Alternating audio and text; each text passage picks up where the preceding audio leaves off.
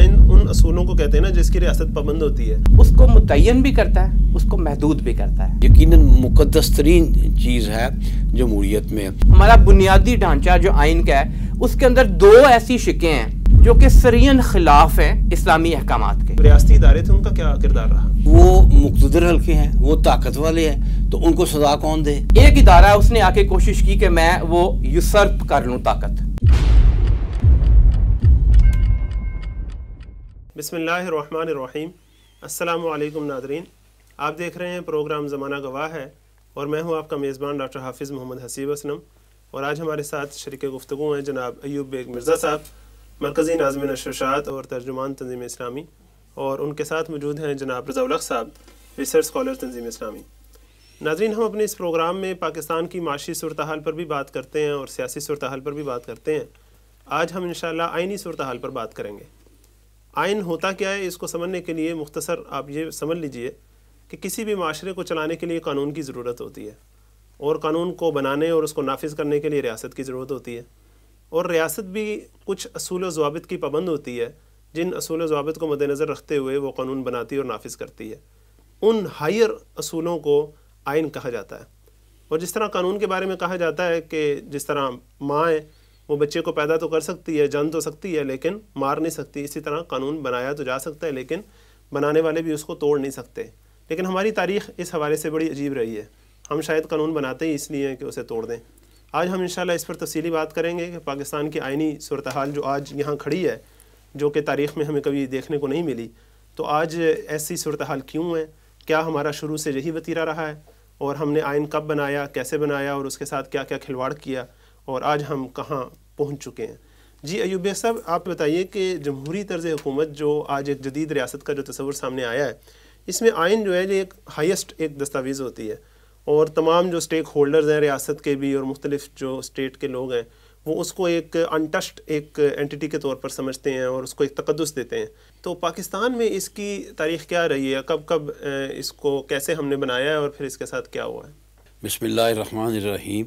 Doctor صاحب، آپ نے بالکل درست فرمایا کہ جمہوری طرز حکومت میں جہاں جمہوریت قائم ہو وہاں، اور ظاہر ہے جمہوریت اور سیکولرزم یہ اب ایک دوسرے کا حصہ ہیں، تو جہاں جمہوریت ہو وہاں آئین کی حیثیت ایک آسمانی صحیفے جیسی ہوتی ہے ان لوگوں کے لیے، ساری دنیا کے لیے نہیں، ان لوگوں کے لیے جو جمہوریت کے قائل ہیں اور جو سمجھتے ہیں کہ جمہوریت وہ طرز حکومت ہے جو اب عمرانی سطح پہ فائنل ہو گیا ہے، اس کے بعد کوئی ایسا طرز حکومت آنے والا نہیں ہے جو اس سے بہتر ہو۔ موسٹ ایوولڈ فارم ہے، جی، بیسٹ فارم میں آ گیا، اب اس کو مزید بہتر کیا ہی نہیں جا سکتا۔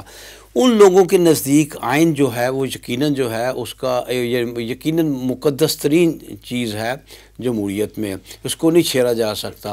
آپ نے دیکھا کہ امریکہ کی ریاست کو وجود میں آئے تقریباً 250 سال ہو چلے ہیں، لیکن ان کے آئین میں کتنی کم ترامیم ہوئی ہیں 250 سال میں۔ جہاں تک پاکستان کا تعلق ہے تو میں یہ عرض کرتا چلوں کہ پاکستان ایک ایسا ملک ہے جو پہلے 9 سال بعد 1947 میں آزاد ہوا، آزادی کے بعد 9 سال تک تو یہ سرزمین بے آئین رہی، کوئی آئین سرے سے تھا ہی نہیں، جبکہ اس کے بالکل ساتھ جو بھارت آزاد ہوا تھا تو بھارت نے فوری طور پر ایک اپنا آئین جو ہے بنا لیا تھا۔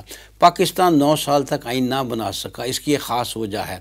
دیکھیے، جب پنڈت نہرو نے کہا تھا نا کہ ہم تقسیم کے فوراً بعد جاگیرداری سسٹم ختم کر دیں گے بھارت سے، کانگریس میں جتنے مسلمان جاگیردار تھے نا وہ سمجھ گئے یہاں تو کام نہیں چلے گا، وہ بھاگ کر مسلم لیگ میں انہوں نے پناہ لے لی، اور پھر وہ پاکستان کے مطالبے میں شامل ہو گئے، اور جب پھر پاکستان بنا تو یہی جاگیردار طبقہ جو سیاست میں آ گیا تھا پاکستانی سیاست میں، اور دوسرے تھے وہ بیوروکریسی، خاص طور پر سول بھی اور ملٹری بیوروکریسی بھی، جسے کہ انگریز نے اس طرح تربیت کی تھی کہ کس طرح غلام قوم پر کس طرح حکومت کرنی ہے۔ ان دونوں نے مل کر پاکستان پہ حکومت کرنی شروع کی، اور 9 سال آئین اس لیے نہ بنایا کیونکہ ان میں سے دیکھیں جاگیردار ایسٹ پاکستان میں تو تھا کوئی نہیں، اور بیوروکریٹ بھی ایسٹ پاکستان سے بہت کم تھے، یہ سب لوگ ویسٹ پاکستان سے تعلق رکھتے تھے، اور ویسٹ پاکستان میں ان کے ہاتھ میں ایک مضبوط حکومت ان کے ہاتھوں میں آ گئی۔ یہ اسے کسی قیمت پر چھوڑنا نہیں چاہتے تھے، اقتدار مل گیا، لہٰذا انہوں نے آئین بنانے سے گریز کیا۔ آئین بنانے سے کیوں گریز کیا؟ اس لیے آئین بنانے سے گریز کیا کیونکہ مشرقی پاکستان کی آبادی جو ہے وہ مغربی پاکستان کی آبادی سے زیادہ تھی۔ مغربی پاکستان میں 4 صوبے تھے، ان چاروں صوبوں کی مل کر بھی آبادی مشرقی پاکستان جو ایک صوبہ تھا اس سے کم تھی۔ اب اگر آئین بناتے ہیں تو اس آئین میں انہیں جو زیادہ آبادی والا صوبہ ہے انہیں خاص مراعات، اس کے علاوہ ان کی اسمبلی، آئین ساز اسمبلی میں بھی اور قومی لیجسلیٹو اسمبلی میں بھی انہیں زیادہ نشستیں دینا ان کی مجبوری تھی، اور اگر وہ ایسا کرتے ہیں تو جو اقتدار ہے وہ ویسٹ پاکستان سے منتقل ہو کر ایسٹ پاکستان جاتا ہے۔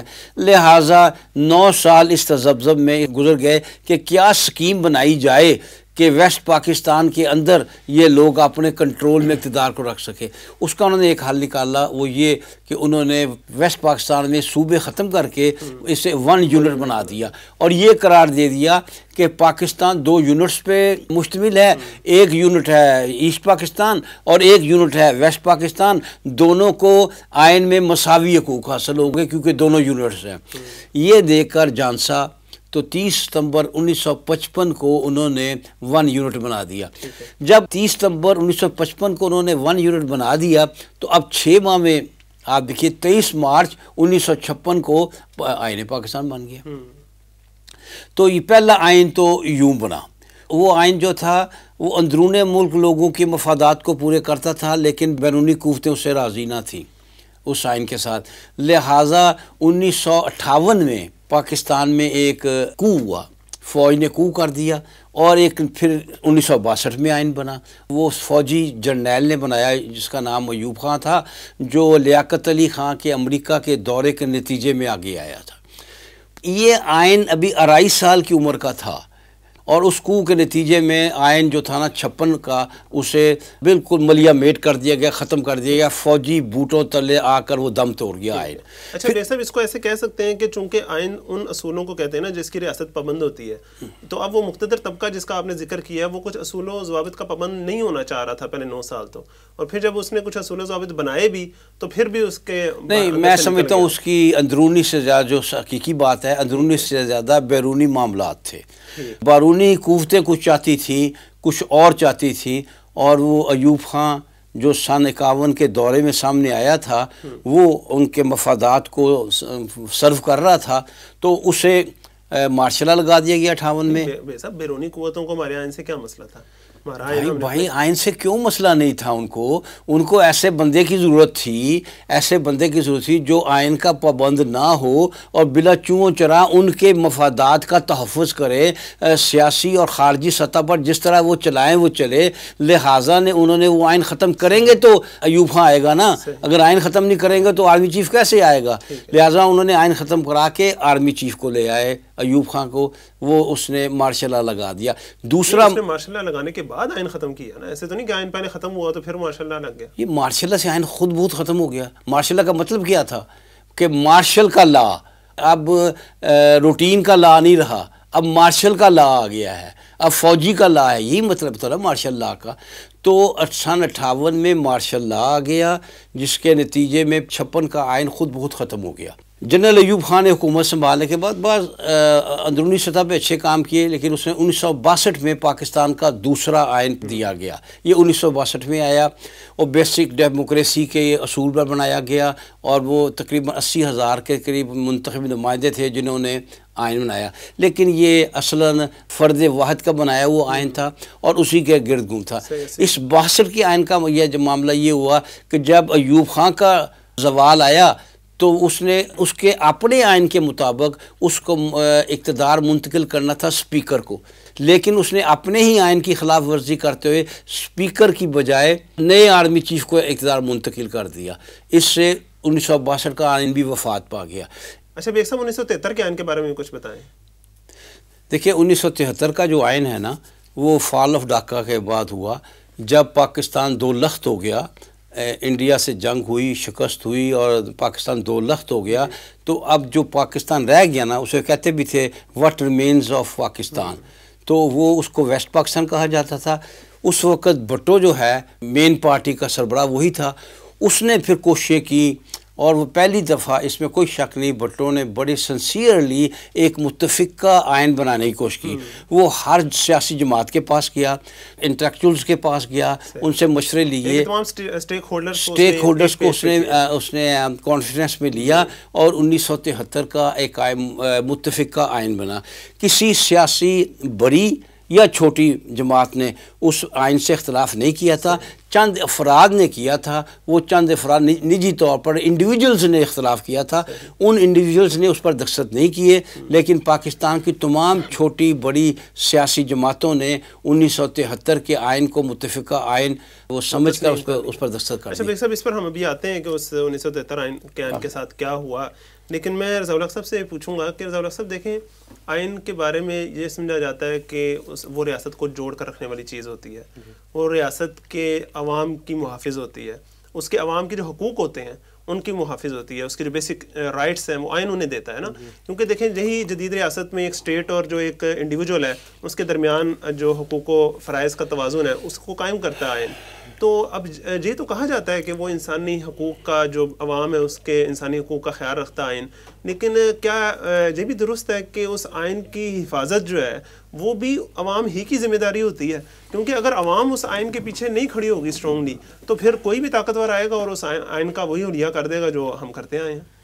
بہت شکریہ ڈاکٹر صاحب. ڈاکٹر صاحب جس طرح آپ نے آئین یا دستور کے حوالے سے بات بجا فرمائی, بالکل کہ اگر یہ دیکھیں کہ آئین ہوتا کیا ہے اصل میں, تو کسی بھی ریاست یا حکومت کے قوانین اور اصولوں کے حوالے سے ایک ایسا مجموعہ ہے وہ جو کہ اس کے سیاسی وجود, جسے اس کی پالیٹی کہتے ہیں, پولیٹیکل اینٹیٹی بھی آپ کہہ سکتے ہیں, اس میں اختیارات مختلف سٹیک ہولڈرز کے, جس طرح آپ نے ذکر کیا, اب اس سٹیک ہولڈر میں خود ریاست ہے, دوسرے اس کے عوام ہیں, اس کے مختلف ادارے ہیں, پھر اس کے ادارے ہیں, اور وہ اصل میں عوام ہی کی نمائندگی کر رہے ہیں, چاہے وہ مقننہ کی صورت میں ہو, چاہے وہ انتظامیہ کی صورت میں ہو, چاہے وہ عدلیہ کی صورت میں ہو, اور چاہے آج کل جیسے میڈیا خود کو کہتا ہے کہ میں بھی ریاست کا ایک ستون ہوں. تو یہ سپریشن آف پاورز.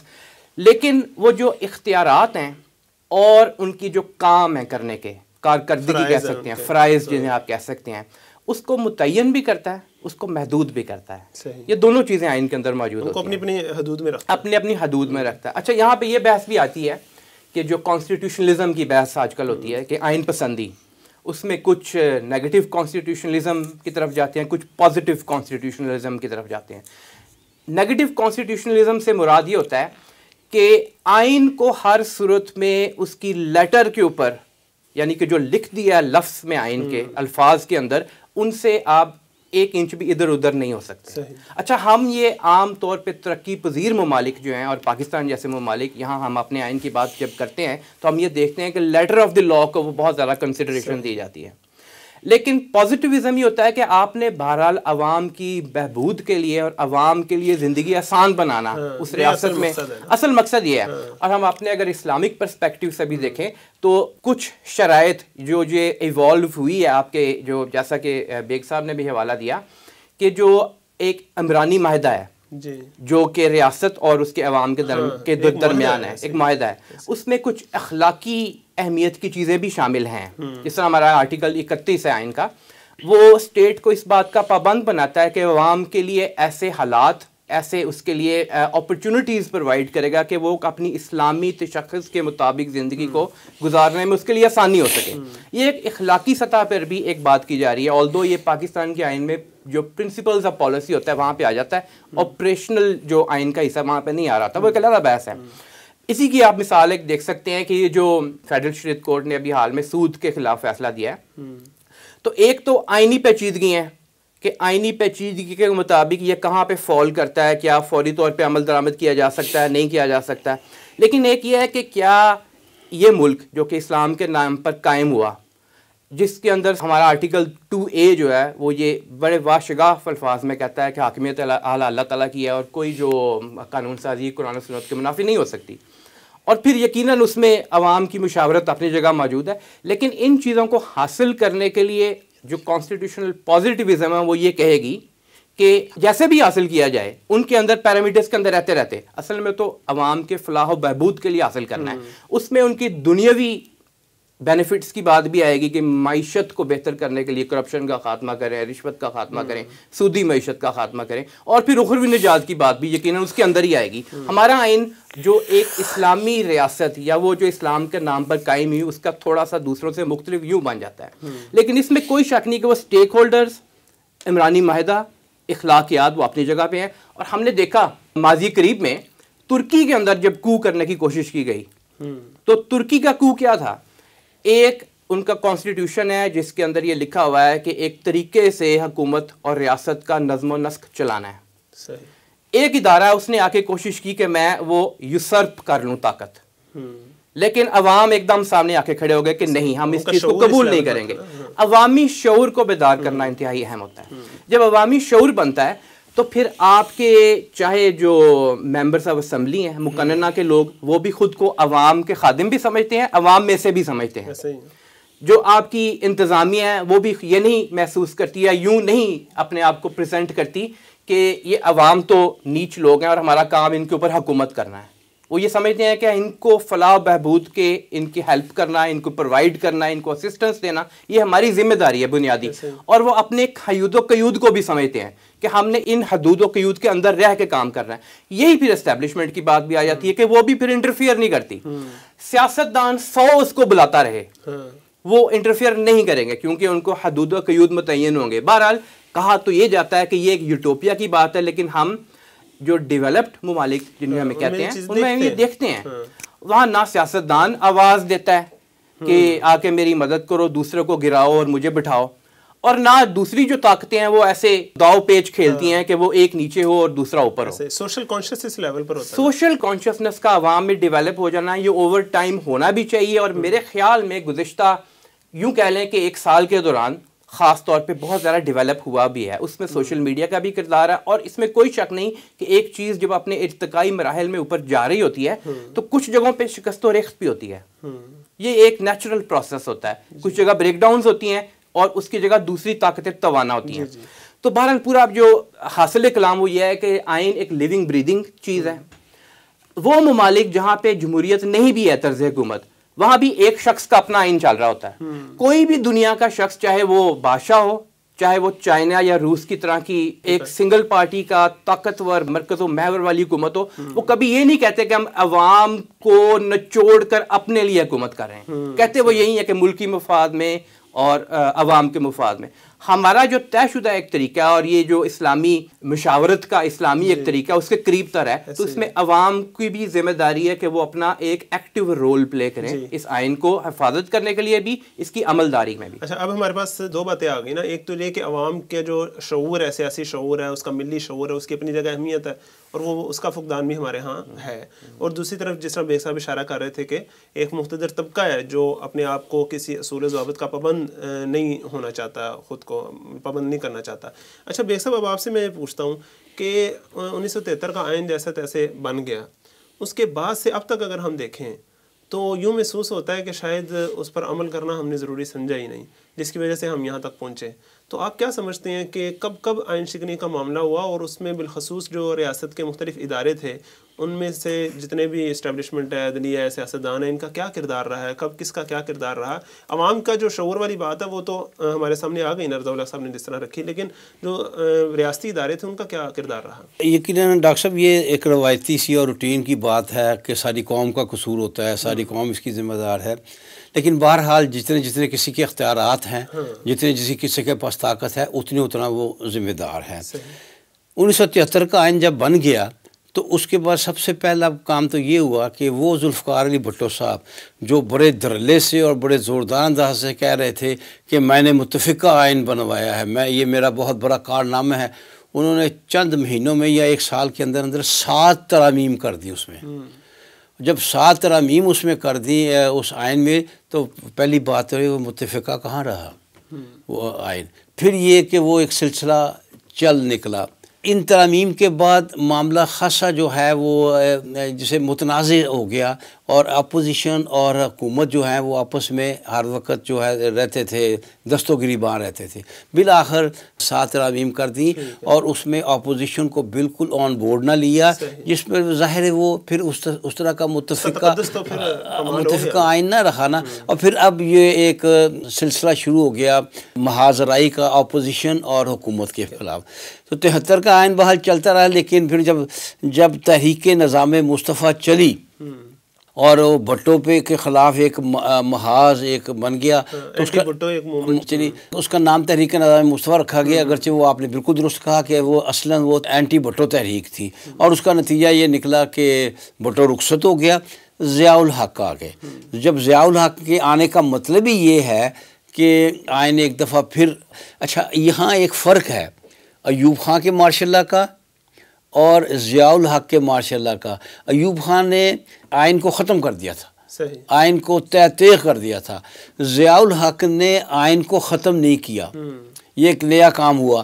اس نے ان شکایات کو جو اس کے اقتدار کا راستہ روکتی تھی، یعنی کہ جزوی طور پر معطل کر دیا، اسے جزوی طور پر معطل کر دیا اور کہا میں آئین 73 کے تحت حکومت کروں گا، لیکن یہ فلاں فلاں فلاں فلاں شک جو ہے اب اتنے عرصے کے لیے معطل ہے. تو دوسرا کام یعنی 73 کے آئین پر یوں حملہ کیا گیا کہ اسے مردہ نہ کیا کہ اسے زخمی کر دیا گیا، وہ شدید زخمی ہوا. لیکن صاحب یہاں میرا سوال یہ ہے کہ عدلیہ کیا کر رہی تھی؟ آئین کی محافظ تو اصل عدلیہ. میں عرض کرتا ہوں نا، آپ نے بالکل ٹھیک کہا، لیکن آپ کے سوال میں یہ شامل ہے نا کون کون اس کا ذمہ دار تھا. تو عدلیہ یقینی طور پر اس آئین شکنی میں حصہ دار تھی. اس نے نظریہ ضرورت جو جسٹس منیر نے ایجاد کیا تھا جب خواجہ ناظم الدین کی اسمبلی توڑی گئی تھی، تو اس نظریہ ضرورت کے تحت جسٹس منیر نے جو فیصلہ دیا تھا وہ نظریہ ضرورت نہ ہماری جان چھوڑ رہا ہے نہ عدلیہ کی جان چھوڑ رہا ہے، نہ عدلیہ خود اس کی جان چھوڑ رہی ہے. اس کے تحت پھر عدلیہ نے ضیاء الحق کو بھی قبول کیا، مشرف کو بھی قبول کیا. یہ نظریہ ضرورت تھا کہ اگر اس وقت مثلا ضیاء الحق کے دور میں یہ کہا گیا کہ جس طرح کی تحریک چل رہی ہے اگر یہ تحریک روکی نہ جاتی، اسے ختم نہ کیا جاتا، تو ملک کی سیکیورٹی سلامتی جو خطرے میں پڑ جاتی. صحیح. اچھا بیگ صاحب، آپ نے ضیاء الحق صاحب کا نام لیا، مشرف صاحب کا نام لیا. فوجی ڈکٹیٹرز کا آئین کو پامال کرنا یہ تو بڑی ایک عام فہم سی بات ہے، لیکن جب بیچ میں ہماری جمہوری حکومتیں آتی رہی ہیں تو کیا تب آئین کو بڑا ایک تقدس حاصل رہا ہے؟ دیکھیں، ہماری جو سیاسی حکومتیں تھیں نا، انہیں جمہوری حکومتیں کہنے کی بجائے ہمیں سویلین حکومتیں کہنا چاہیے. اچھا. اس لیے کہ وہ جمہوری تو اس طرح کی نہیں تھی. ٹھیک ہے.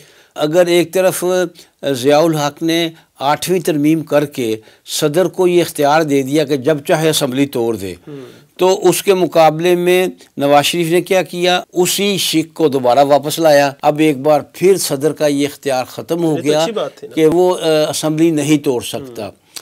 لیکن پھر ظاہر ہے کہ وہ بات نواز شریف کے بھی اختلافات ہو گئے آرمی چیف کے، اور پھر یہ ہے کہ کچھ بیرونی قوتوں کے افغانستان کے حوالے سے کچھ عزائم تھے، ان عزائم کو پورا کرنا تھا. تو پھر وہ ترمیم تو نہ ہو سکی، پھر آئین ایک بار پھر مشرف کے پاؤں نیچے آیا. لیکن بھائی صاحب، میرا کویسچن اصل میں یہ تھا کہ آپ نے عدلیہ کا کہا کہ وہ نظریہ ضرورت پر رہی، اور ڈکٹیٹرز جو ہیں ان کا بھی آپ نے کہا کہ وہ آئین کو بوٹوں تلے رونتے رہے. سیاستدانوں کے دور میں کیا آئین کو تقدس حاصل رہا؟ میں نے عرض کیا نا کہ سیاستدان بھی اس طرح کی چھیڑ چھاڑ کرتے رہے کہ انہوں نے کبھی کسی میں ترمیم کر دی، کبھی کسی میں ترمیم کر دی. کیا ترمیم نہیں ہونی چاہیے؟ نہیں، وہ ٹھیک ہے، اس کو حق تو تھا ان کا، بہرحال اسمبلی کے ذریعے وہ کرتے. لیکن یہ سلسلہ جو تھا نا، آپ اگر غور کریں پاکستان کی آئینی تاریخ میں تو آپ کو معلوم ہوگا کہ مختلف حکمرانوں نے ملکی مفادات کی بجائے اپنی ذات اور اپنے اقتدار کو تحفظ دینے کے لیے کسی قسم کی ہر قسم کی جو ترامیم کی. وہ اللہ کا شکر ہے ایک طرح 15ویں ترمیم ہو نہ سکی جو نواز شریف نے کرنے کی کوشش کی تھی شرعی بل لا کر، وہ نہ ہو سکی، جس لیے کہ اس سے یہ ہے کہ سویلین وزیر اعظم نے ڈکٹیٹر بن جانا تھا، سویلین ڈکٹیٹر ہو جانا تھا. تو یہ ہمارے جو سویلین لوگ تھے یہ، لیکن انہوں نے کبھی یہ کہنا چاہیے کہ سویلین حکمرانوں نے کبھی کھلم کھلا آئین شکنی نہیں کی آج تک. ایک ہوتا ہے چھیڑ چھاڑ کرتے رہنا، ایک ہے کھلم کھلا اس کا آئین شکنی کرنا، وہ ایسا انہوں نے نہیں کیا. ٹھیک. اچھا رضا صاحب، میں آپ سے پوچھنا چاہتا ہوں، ابھی پاکستان میں تو ہم دیکھ رہے ہیں نا آئین شکنی کی تاریخ پوری، تو جو دنیا کی ترقی یافتہ ممالک جن کا آپ ذکر کر رہے تھے، ان میں آئین کی جو حیثیت آفیشلی ہوتی ہے اس کو کیا تقدس حاصل رہتا ہے، یا وہاں بھی آئین شکنی کے معاملات اس طرح چلتے رہتے ہیں؟ تاریخی طور پہ ڈاکٹر صاحب جن کو ہم ترقی یافتہ ممالک کہتے ہیں، تو اگر ہم 1930s کی بات کریں تو اس میں اسپین کے اندر اسپینش سول وار جب چل رہی تھی تو وہاں پہ بہرحال آئین شکنی ہوئی بھی، ڈکٹیٹرشپس بھی رہیں. جب یہ دوسری جنگ عظیم ابھی چل رہی تھی تو اس وقت تو بہرحال فرانس کو یہ مسئلہ تھا کہ نازی جرمنی جو تھا وہ اس کے اوپر یوں سمجھے قبضہ کر چکا تھا ایک طرح سے. تو اس وقت چارلز ڈی گال ایک ملٹری لیڈر کے طور پہ ابھرا، اور پھر 1958 سے 69 تک چارلز ڈی گال جو تھا اس نے بہرحال ایز اے ڈکٹیٹر وہاں پہ حکومت کی، آئین وغیرہ سب چیزوں کو سبورٹ بھی کیا اور حکومت بھی چلائی. بہت سارے کام اس نے اور بہت سارے فیصلے فرانس کے حق میں بھی اس دور میں کیے، اس میں کوئی شک نہیں. لیکن برا اتنا سمجھا گیا کہ اس کو ایک عدالت نے بعد میں سزائے موت بھی، جس پہ عمل درآمد نہیں ہوا، وہ ایک علیحدہ بات ہے. لیکن آپ دیکھتے ہیں کہ بہرحال بات ذرا پرانی ہے، 1640 سے 1650 تک برطانیہ میں ان کا جو جسے وہ نام دیا کرتے تھے Lord Protector of the Commonwealth, Lord Protector of the Commonwealth of England, Scotland اور آئرلینڈ، اولیور کرومویل تھا. اس نے کیا کیا کہ اسی طرح جو بادشاہ تھا وہاں کا چارلز، اس کو آج کے زبان میں آرمی چیف کہہ سکتے ہیں، لیکن اس وقت سیپریشن آف پاور اس طرح نہیں تھی. اس نے کو کیا، یوں کہہ لیں آپ، اس نے کو کیا. اس وقت کا جو بادشاہ تھا چارلز اول، اس کے خلاف کو بھی کیا، اور اس وقت کی حکومت جو تھی وہ جیسے بھی تھی، مونارکی تھی وہاں پہ، بادشاہ تھی لیکن وہ چل رہی تھی. اور اس کو چارلز کے جو اول کو جب سزائے موت دی گئی، اس کی گردن بھی اتار دی گئی، تو اس کو دستخط کرنے والوں میں اولیور کرومویل بھی شامل تھا. اچھا، اس کے بارے میں دو متضاد آراء ہیں بہرحال وہاں بھی مغرب میں پائی جاتی ہیں. ایک تو بادشاہت کے وہ خلاف ہیں، یہ اپنی جگہ پہ ایک امر واقعہ ہے. تو اگر آپ چرچل کو دیکھیں تو وہ اولیور کرومویل کو ڈکٹیٹر کہتا تھا. اگر آپ ملٹن کو دیکھیں تو وہ اس کو ایک ہیرو کے طور پہ کنسیڈر کرتا ہے. لیکن بائی اینڈ لارج وہاں پہ کنسنسس یہ تھا کہ اولیور کرومویل جو تھا اس نے بہرحال آئین شکنی کی، اور آئین ان کا کیا تھا، میگنا کارٹا جو چلا آ رہا تھا، اس نے آئین شکنی کی. اور پھر چارلز دوم جب بہرحال آیا، تخت سنبھالا اس نے برطانیہ کا آ کر، تو اس وقت یہ مر چکا ہوا تھا. تو اس کی جو لاش تھی وہ نکال کر اس کو پھانسی دی گئی اور 30 سال تک لٹکائے رکھا گیا. کہتے ہیں پائک کے اوپر، یعنی کہ ایک نیزے کے اوپر جو نا سارے اس کا مرا ہوا جو تھا وہاں سے نکال کر اس کو پھانسی دی، پائک کے اوپر اس کا سر لٹکائے رکھا. ایک پریسیڈنس یوں کریں سیٹ کر دیا. اور برطانیہ کا جیسا کہ آپ کے بھی علم میں ہے، برطانیہ جو ہے وہاں پہ کوڈیفائڈ لا اس طرح نہیں ہے، وہاں پہ زیادہ کامن لا کی بیسس پہ. کامن لا کا مطلب یہ ہوتا ہے کہ کچھ نظیریں، کچھ عدالتی فیصلے اور کچھ پارلیمان کی روایات، ان کے اوپر جو ہے نا ان کا یہ پورا نظام آج بھی چلتا ہے. اچھا، اسی تناظر میں ہم دیکھیں تو ریاست اسرائیل جو ہے ناجائز ریاست ہے، لیکن اس وہ بھی بڑی ایک انٹرسٹنگ کیس اسٹڈی ہے. 1947 سے لے کے اب تک کوششیں، وہ تو یہی کہتے ہیں ہم نے کوششیں کی، لیکن ابھی تک انہوں نے اپنا آئین ریٹن آئین نہیں بنایا. ریٹن آئین موجود نہیں ہے. اچھا، یہ اس کی دوسری ایکسٹریم ہے.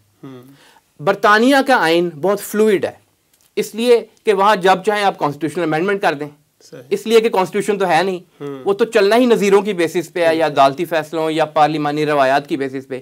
اسرائیل بڑا ریجڈ ملک ہے. اس کا ایک بنیادی مقصد ہے، وہ یہ ہے ہم نے اپنی یہاں پہ ایک ریاست قائم کرنی ہے، اس کو پھیلانا ہے، بڑھانا ہے، اور جو ہماری تورات کے اندر ان کے تئیں جو لکھا ہوا ہے اس کے مطابق ہم نے اپنی کنگڈم آف دا گاڈ یہاں کریٹ کرنی ہے. اس چیز کے اوپر تو وہ سب مجتمع ہیں اور ان کا اس کے اوپر کنسنسس ہے، لیکن اس کے باوجود وہ آئین نہیں بناتے. اس کی شاید یہ وجہ ہے کہ انہوں نے بہرحال وہاں انسانی حقوق کی خلاف ورزیاں کرنی ہوتی ہیں، جیسا کہ آپ نے ابھی ذکر کیا کہ اگر انسانی حقوق طے کر دیے جائیں، سٹیک ہولڈرز کے بھی طے کر دیے جائیں، تو پھر بڑا آسان ہوتا ہے کسی کے اوپر جرح کرنا یا اس کے خلاف مقدمہ لے کر جانا. جب آئین ہی موجود نہیں، روایات پر ہے، تو روایات تو پھر یہ ہے کہ جوئش نیشن سٹیٹ لا لے آؤ، اس کے مطابق صرف یہودیوں کو فرسٹ گریڈ سٹیزنز کی ایک یعنی کہ سہولت حاصل ہو، باقی سب سیکنڈ گریڈ سٹیزنز بن جائیں. تو اس ساری بات کو اگر ہم سم اپ کریں تو ہمارے یہاں بھی آئین شکنی جو ہوتی رہی ہے اس میں جیسا کہ بیگ صاحب نے فرمایا کہ جو طاقت کے مراکز ہیں وہ ان کے دل میں بھی یا نیت میں یوں کہہ لیں کھوٹ ہوتا ہے. ہمارے جو سیاستدان ہیں وہ بھی اپنی باری کا انتظار نہیں کرتے. ایک پروسیس ہے نا, جمہوری پروسیس جب چل رہا ہے تو اپنی باری کا انتظار کرو. ان کو بھی ہوتا ہے کہ جتنی جلدی ہو سکے اقتدار ہمیں مل جائے, اور اقتدار میں ہی رہیں, اقتدار سے ہمیں نکالا نہ جائے. جو بیوروکریسی ہے سول, اقتدار میں آنے کے لیے تو آئین میں ترمیم نہ کر سکتا. اقتدار میں موجود ہوتا ہے تو اس کو پرولونگ کرنے کے لیے آئین کے ساتھ چھیڑخانی, کوئی شک نہیں, لیکن دوسروں کے کنائیونس کے ساتھ کیا جاتا ہے ہمیشہ کام. آپ مل جاتے ہیں کسی کے ساتھ, مل جاتے ہیں اور آپ سب مل کر اکٹھے ہو کے ایک پلیٹ فارم پہ اکٹھے ہو جاتے ہیں, اور ایک شخص کو آپ نکال دیتے ہیں, ایک پلیٹ فارم پہ اکٹھے ہو جاتے ہیں, اور پھر اسٹیبلشمنٹ کیا اور ساری جماعتیں کیا اور آپ کی جوڈیشری کیا, یعنی کہ یہ پھر سارا ایک نیکسس بن جاتا ہے. لیکن عوام بھی میں سمجھتا ہوں غلامی کی ایسی وہ ایک خون میں پکی ہوئی ہوتی ہے کہ وہ سر اٹھانے کی ضرورت نہیں. اس کا تو ہم نے پہلے ذکر کیا نا کہ عوام کی اپنی جگہ پہ. بہرحال میں سمجھتا ہوں کہ یہ خوش آئند بات ہے کہ ہماری سوشل میڈیا کے اوپر عوام کی طرف سے رد عمل آیا ہے سامنے, اور یہ ایک اچھی چیز ہے. صحیح. اچھا, ہمارے ہاں آئین شکنی تو ہوتی رہی جس طرح آپ نے بتایا, لیکن کبھی بھی اس کی سزا کیوں نہیں مل پائی؟ آخر عوام جو ہے وہ ایک حکومت قائم کرتی ہے اپنے رائے سے, تو وہ جو سول حکومت ہوتی ہے اس کا یہ کام نہیں ہے کہ جو جنہوں نے آئین شکنی کی ہوئی ہے ان کو سزا دے اور اس پر عمل درآمد کروانے کے لیے آگے بڑھے؟ دیکھیں, آئین شکنی باقاعدہ اور اعلانیہ تو ہمیشہ اسٹیبلشمنٹ نے کی ہے نا. کبھی سول حکومت نے باقاعدہ اعلانیہ اور کھلم کھلا آئین شکنی نہیں کی. چاہتا ہوں کہ وہ بھی میں تھوڑی سی وضاحت کر دوں.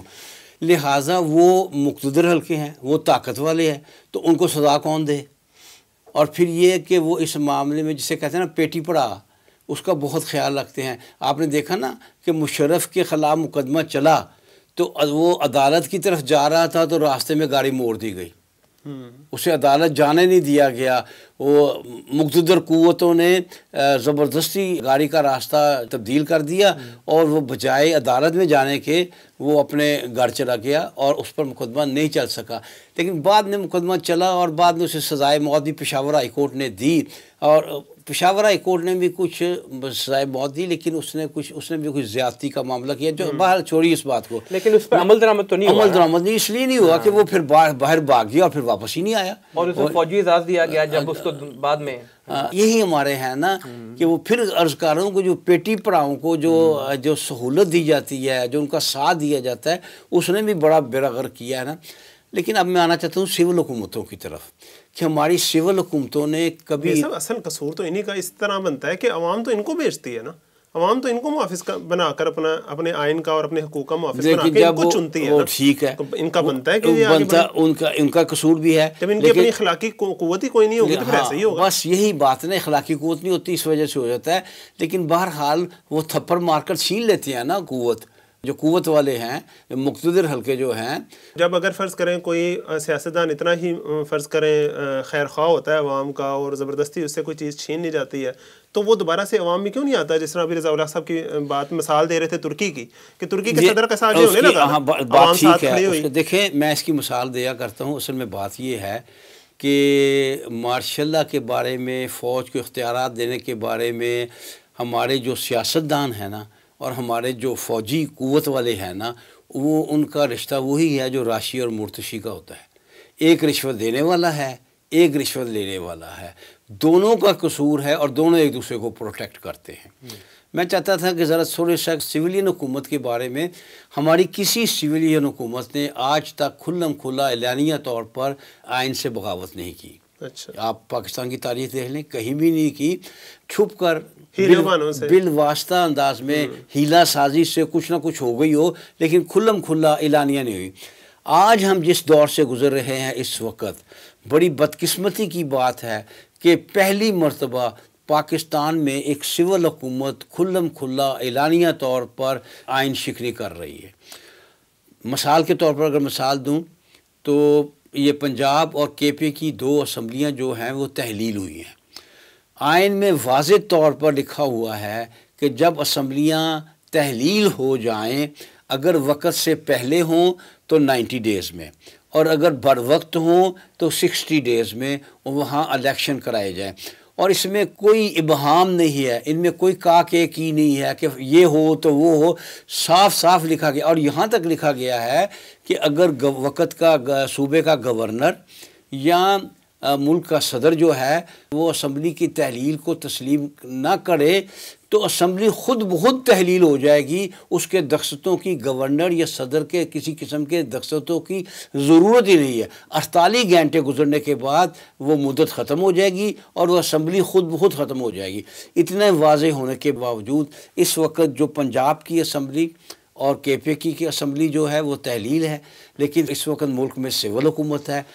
ان لوگوں نے اقتدار تو دے دیا ان کو جنہوں نے الیکشن کرانے ہیں عبوری حکومت کا، کیا کہ جی عبوری حکومت کیا ہوگی، قائم کی جائے اور وہ الیکشن کرائے۔ اب وہ عبوری حکومت قائم ہو گئی، وہ عبوری حکومت ہے وہ جم کر بیٹھ گئی ہے، وہ نام ہی نہیں لے رہی الیکشن کا، اور سیدھا سیدھا آئین شکنی ہو رہی ہے کہ 90 روز میں کرانے کا کوئی ارادہ نظر نہیں آ رہا۔ اس پر مزید یہ ہائی کورٹ نے حکم دے دیا کہ فوری طور پر الیکشن کی ڈیٹ دی جائے دونوں اسمبلی میں۔ پنجاب اسمبلی کا خاص طور پر اعلان ہوا، لیکن اب وہ کورٹ کا، یہ بھی پہلی بار پاکستان میں ہو رہا ہے کہ ہائی کورٹ کا حکم اعلانیہ طور پر تسلیم نہیں کیا جا رہا۔ ہائی کورٹ کے حکم کے بارے میں یہ تو ہوتا ہے کہ آپ انٹر کورٹ میں چلے جائیں، آپ سپریم کورٹ میں چلے جائیں، یہ نہیں ہو سکتا کہ ہم نہیں مانتے۔